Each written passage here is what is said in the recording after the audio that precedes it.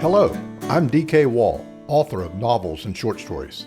Whether it's a tale I'm spinning or a thought I'm sharing from my home here in Asheville, what you are about to hear is 100% true, except for the parts I made up. Welcome to Musings and Tales.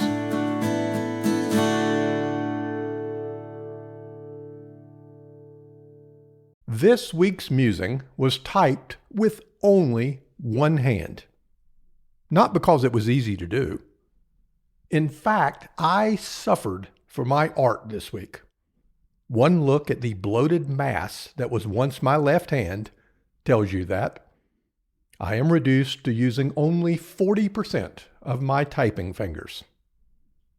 In case you question my mathematical skills, I should explain that my normal, if unorthodox, typing method involves only 5 fingers, 3 on the left and 2 on the right. Laugh all you want, but blame cocky 16-year-old me, who, like all humans of that age, was sure he knew everything. He just sort of missed the oncoming personal computer onslaught that was going to infect every household, and decided that taking a typing class was going to be a waste of time. That decision always ranks on my list of regrets.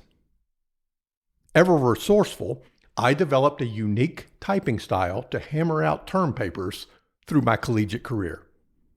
To this day, I churn out around 70 words per minute, even as I attract odd looks from anyone who has ever witnessed my style. Well, at least I use 5 fingers when the left hand is functioning, which it is not at the moment.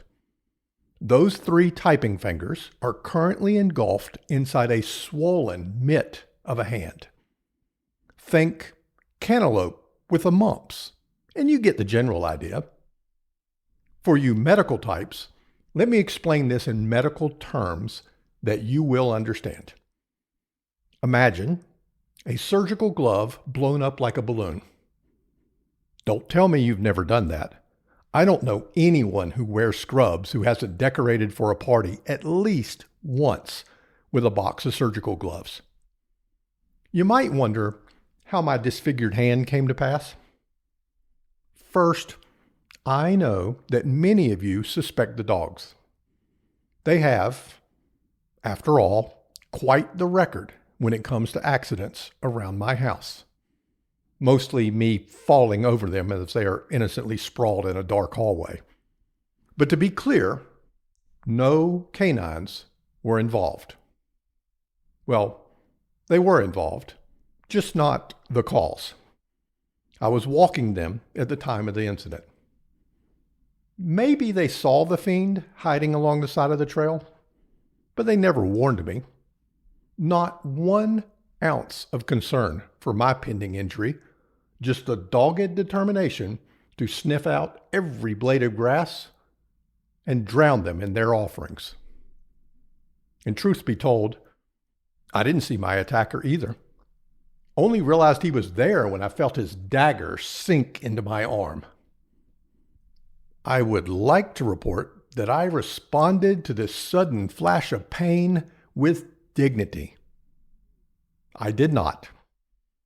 I performed what witnesses, had there been any, would have called an interpretive dance, leash in hand, Siberian huskies orbiting me like a maypole, while I shouted words I will not share here because my mother finds these stories amusing. Since I haven't bothered to tell her about my injury, she is probably quite focused on my tale, so I don't need to give her any more fodder. What, you may ask, did the attacker look like? I confess, I didn't get a good look. But I would guess 1 inch or so, with wings and a giant stinger.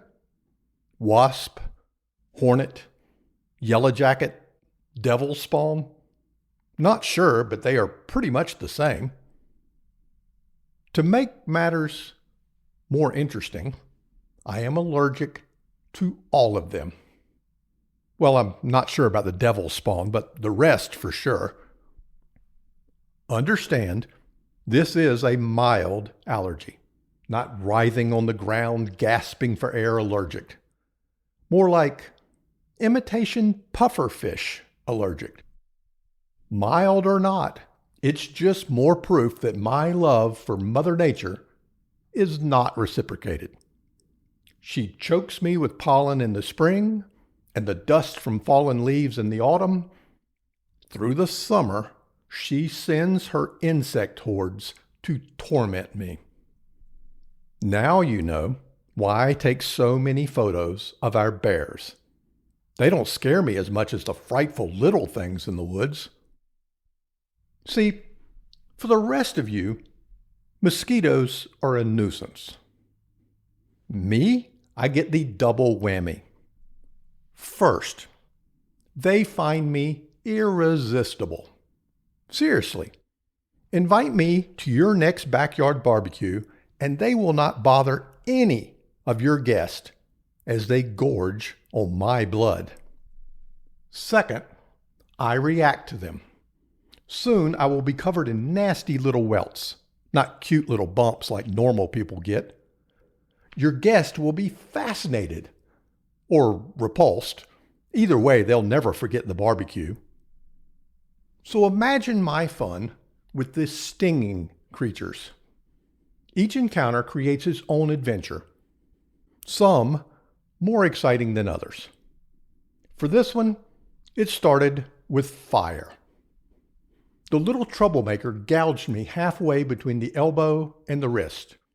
Within minutes, molten lava flowed through my veins, smoke curled from my skin, fingernails burst into flames. True, no one actually witnessed that, but it sure felt like it. And my skin did turn a brilliant red. I could have nabbed a job as a school crossing guard just by raising my arm rather than the little sign. Not that I was interested in moving at all. An excruciating pain clenched my joints, elbow, wrist, fingers. Do you know how many bones you have in your hand? Yeah, I didn't pay much attention in my high school health class either, but I would say all 11.7 bazillion of them protested the poison.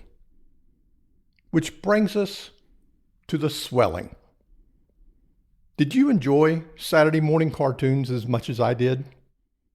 If so, you remember one of the characters blowing up his hand like a giant fist with a few puffs of air. Yeah, like that. Soon enough, I was balancing a blue ribbon county fair pumpkin on a bright red stick. So, off to urgent care. After feeding the dogs their breakfast upon our return from the walk. Priorities must be maintained. I don't want the ASPCA hounding me. Now, here's an interesting fact. A simple test for knowing how bad something is. If you can make the urgent care receptionist grimace, you have made it to the express lane. After showing your insurance documents and providing a credit card, of course. The admitting nurse didn't grimace. She was highly experienced and professional. Though she might have cackled when she predicted a shot was in my future. The doctor poked his head in, nodded, concurred. The nurse was just as gleeful when she returned with doctor's orders.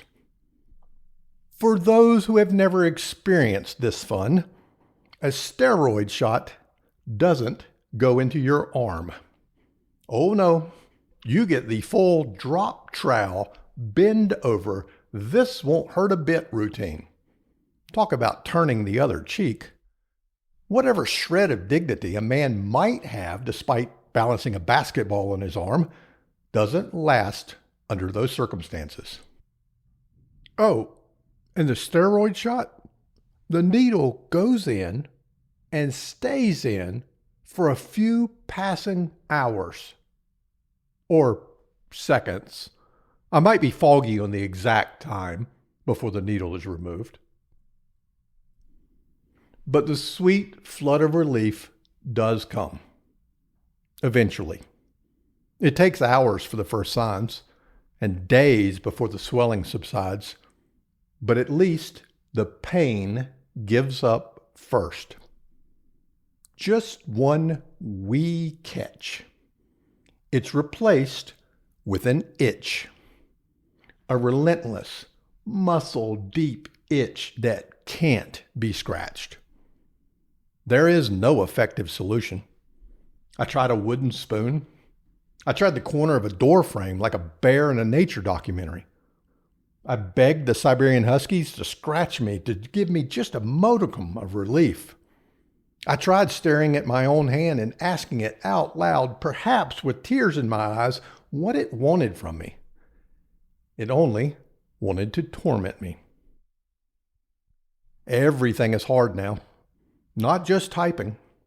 I can give you dozens of examples. Consider the prescription bottle. The pills inside treat a swollen hand. The cap is child-proof, which is to say, swollen hand proof. I'm fairly sure I heard the pharmacist snicker. But let me give you one you can try at home, just to get a sense. First, find a beach ball. Blow it up nice and firm. Second, pretend you're hungry. You want a snack. You spy a banana. Healthy. On my doctor's approved list, which rules out most tasty things. Now, pick up said banana with one hand. Balance it against the beach ball. Peel it. Go ahead. I dare you. Bonus points if the banana never falls to the floor. In my house, the floor is where the Huskies have already filed their claim, so I'm not risking my good hand to retrieve dropped food. Feel free to video your effort and send it to me. I need the laugh. So here I sit, in the throes of recovery. The right hand is normal. I can wriggle those fingers. The left hand, however, still has the shape of a rotting pear. Smaller, but still not functional. I need to finish typing this musing. Both working fingers are flying over twice as many keys as they are accustomed to. Typos are rampant.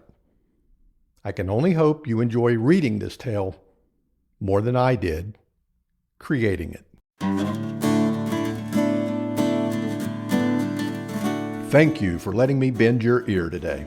If you enjoy the yarns I spin here, I invite you to explore my novels and short stories over at my online home, dkwall.com. That's dkwall.com.